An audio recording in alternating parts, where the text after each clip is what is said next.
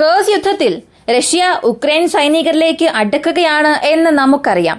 മറുവശത്ത് നോക്കിയാൽ ഉക്രൈൻ സൈനികർ റഷ്യൻ ജനങ്ങളെപ്പോലെ വസ്ത്രം ധരിക്കുകയും ജനങ്ങളെപ്പോലെ തന്നെ വേഷം ധരിച്ച് അതിർത്തി കടന്ന് ഉക്രൈനിലേക്ക് പോകാനുള്ള ശ്രമങ്ങളും എടുക്കുന്നുണ്ട്. ഇതൊക്കെ നമ്മൾ അവസാന വീഡിയോയിൽ അറിഞ്ഞതാണ്. ഇപ്പോ വന്നിരിക്കുന്ന ഒരു പുതിയ വാർത്ത അനുസരിച്ച് ഉക്രൈന്റെ പക്കലുള്ള ആ 80 സ്ക്വയർ കിലോമീറ്ററും റഷ്യ ഇപ്പോൾ ചുരുക്കിയിട്ടുണ്ട്. ഉക്രൈൻ സൈനികർ ഉണ്ടായിരുന്ന ആ ഒരു ചെറിയ പ്രദേശത്തെ പോലും രണ്ടായി വിഭജിച്ചിട്ടുണ്ട്. ടൗൺ ഓഫ് സ്വിറ്റ്സയിൽ നിന്നും ലുവൻഷ എന്ന പ്രദേശത്തെ നോക്കി റഷ്യൻ സൈനികർ മുന്നേറിക്കൊണ്ടിരിക്കുന്നു എന്നുള്ളതാണ് പുതിയ വാർത്ത. അവിടെ നിന്നും കിഴക്കിനെ നോക്കി രണ്ട് ചെറിയ ചെറിയ ഗ്രൂപ്പുകളായി ഉക്രൈൻ സൈനികരെ വിഭജിച്ചു. മാത്രമല്ല 30 നാറ്റോ ഫോറിൻ മിലിറ്ററി ഇൻസ്ട്രക്ടേഴ്സ് ഇപ്പോ ഞങ്ങളുടെ വലയിൽ വീണിട്ടുണ്ട്. എപ്പോ വേണമെങ്കിലും റഷ്യൻ സൈന്യം അവരിലേക്ക് അടുക്കും എന്ന് ക്രെംലിനിൽ നിന്നും ഒഫീഷ്യൽ വാർത്ത പുറത്തു വന്നു. ഇവയെല്ലാമാണ് ഈ വീഡിയോയിലൂടെ നമ്മൾ അറിയാൻ പോകുന്നത്.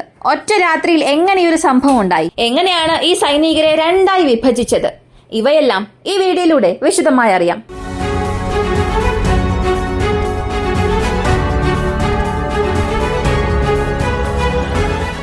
ആദ്യത്തെ കാര്യം സ്റ്റാർമറെ കുറിച്ചുള്ള വാർത്തയാണ്.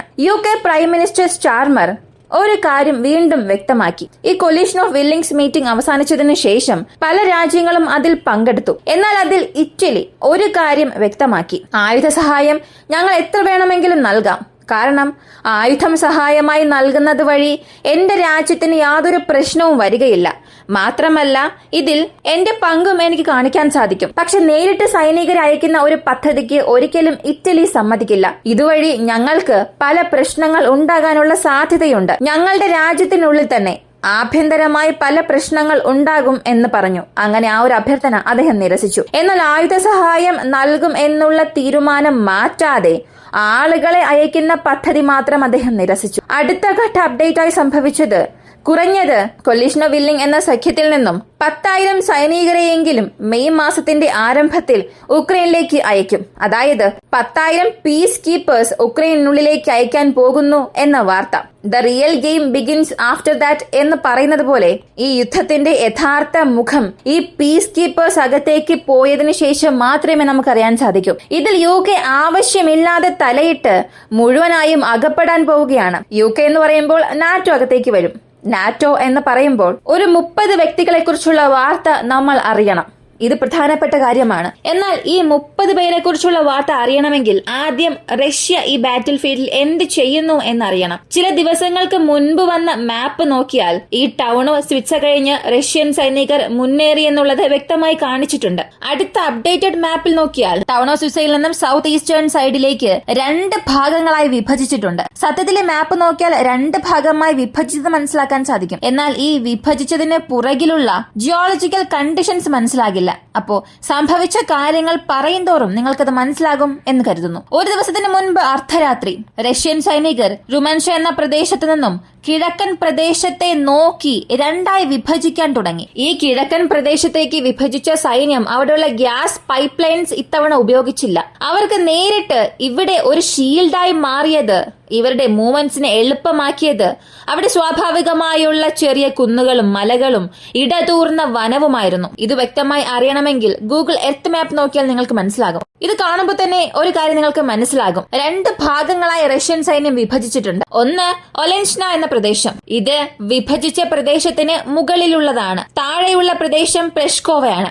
അപ്പോ ഇവ രണ്ടിനെയും വിഭജിക്കുന്ന രീതിയിൽ റഷ്യൻ സൈന്യം മുന്നേറിയിട്ടുണ്ട്. ഇതിനെ എങ്ങനെയാണ് ഇവർ വിഭജിച്ചത്? അല്ലെങ്കിൽ ഇത് കട്ട് ചെയ്യുന്നതിന് ജിയോളജിക്കൽ ഫാക്ടർ എന്തെങ്കിലും ഉണ്ടായിരുന്നോ? സ്വാഭാവികമായി അവർക്ക് അവിടെ എന്തെങ്കിലും സഹായം ഉണ്ടായിരുന്നോ എന്ന് ചോദിച്ചാൽ ഈ ഗൂഗിൾ മാപ്പ് തന്നെ നോക്കുക. നേരിട്ട് റഷ്യൻ അതിർത്തിയിൽ നിന്ന് കൂടുതൽ മരങ്ങളുള്ള ഒരു പ്രദേശം ഉക്രൈൻ അതിർത്തി വരെയും പോകുന്നുണ്ട്.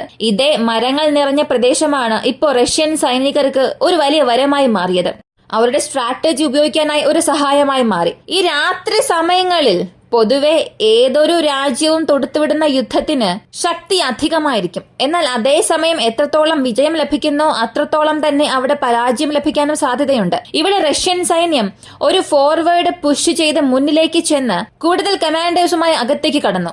ഇങ്ങനെ തുടങ്ങിയതിന്റെ ഫലമായി ഒറ്റ സമയത്ത് ആർട്ടിലറി സ്ട്രൈക്ക് വടക്കൻ ഭാഗത്ത് നിന്നും തെക്കൻ ഭാഗത്ത് നിന്നും ഉക്രൈൻ സൈനികരിലേക്ക് ചെയ്തു. അങ്ങനെ ഉക്രൈൻ സൈനികർക്ക് ഡിഫൻഡ് ചെയ്യാനേ സാധിച്ചില്ല. കാരണം അവർക്ക് വരുന്ന സപ്ലൈസ് എല്ലാം 80% കുറഞ്ഞിട്ടുണ്ട്. പറഞ്ഞിട്ടുണ്ട്. ഇങ്ങനെ രണ്ടു വശത്തു നിന്നും ആക്രമണം ഉണ്ടായപ്പോൾ ഉക്രൈൻ സൈനികർ തന്നെ രണ്ടായി പിരിയാൻ തുടങ്ങി. രണ്ടു വശവും ഡിഫെൻഡ് ചെയ്യേണ്ടത് അത്യാവശ്യമാണ്. ഇങ്ങനെ ഡിഫെൻഡ് ചെയ്യുന്ന ആ ഒരു സമയത്ത് അവർ ഉണ്ടായിരുന്ന ആ സെന്റർ പ്രദേശത്ത് ഉക്രൈൻ സൈനികരുടെ ശ്രദ്ധ നഷ്ടമായി. അതിനുശേഷം കൃത്യം ആ മരങ്ങൾ നിറഞ്ഞ പ്രദേശത്തെ പിടിച്ചെടുത്ത് റഷ്യ സൈനികരെ രണ്ട് ഭാഗങ്ങളിലായി പിരിച്ചു. അങ്ങനെ രണ്ടു വശത്തുള്ള ഉക്രൈൻ സൈനികരെയും ചുറ്റിവളയാൻ തുടങ്ങി. എന്നാൽ ഇതിനുശേഷം ആ ഒറ്റ രാത്രി സംഭവിച്ച മരണനിരക്കൊന്നും പുറത്തു വന്നില്ല.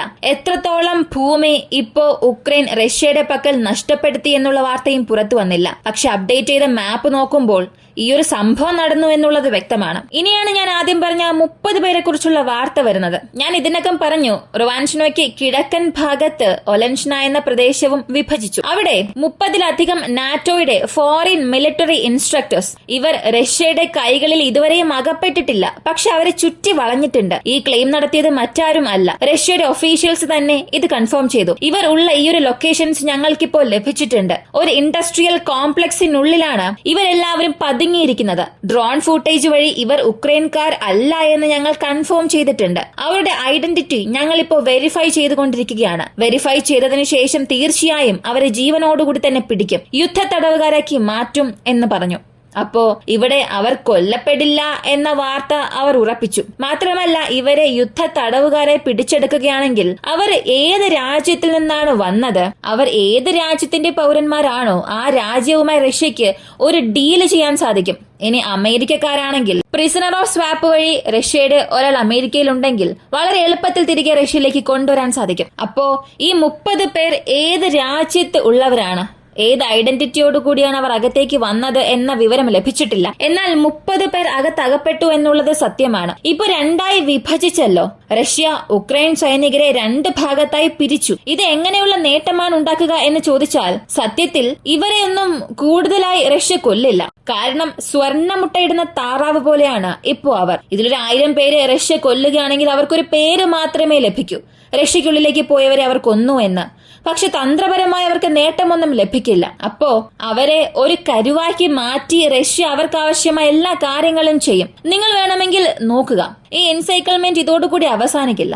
റഷ്യ ഇനി ഉള്ളിലേക്ക് തള്ളാനും പോകുന്നില്ല. കാരണം ഒരു ഭാഗത്തായിരുന്നപ്പോൾ രക്ഷപ്പെട്ടു പോകാൻ സാധ്യതയുണ്ടായിരുന്ന സൈനികരെ എല്ലാം ഇപ്പോ രണ്ട് ഭാഗത്തേക്ക് വേർപിരിച്ചിട്ടുണ്ട്. ഏത് വഴിയാണോ രക്ഷപ്പെട്ടു പോകാൻ തീരുമാനിച്ചത് അതിനെ തന്നെ രണ്ടാക്കി വിഭജിച്ചു. അകത്തുനിന്നും പുറത്തേക്ക് പോകാൻ ഇനി പ്രത്യേകിച്ച് വഴികളൊന്നും തന്നെ ഇല്ല. അതിനാൽ ഇവരെ ഇനി ഷീൽഡായി ഉപയോഗിച്ച് റഷ്യ തങ്ങൾക്ക് ആവശ്യമുള്ള കാര്യങ്ങൾ എല്ലാം ചെയ്യാൻ തുടങ്ങും. അപ്പോ ആവശ്യമേ ഇല്ലാത്ത സമയത്ത് ഇത്രയേറെ സൈനികരെ അകത്തേക്ക് അയച്ചത് മാത്രം അല്ല, അവരെ കരുവാക്കി മാറ്റാനും ഉക്രൈൻ ഒരു അവസരം അവിടെ സൃഷ്ടിച്ചിരിക്കുകയാണ്. ഉക്രൈൻ ഒഫീഷ്യലായി ഒരു കാര്യം ഇവിടെ കൺഫേം ചെയ്തു. കേഴ്സ് ബാറ്റിലിൽ തങ്ങൾ പരാജയം സമ്മതിച്ചു എന്നൊന്നും അല്ല.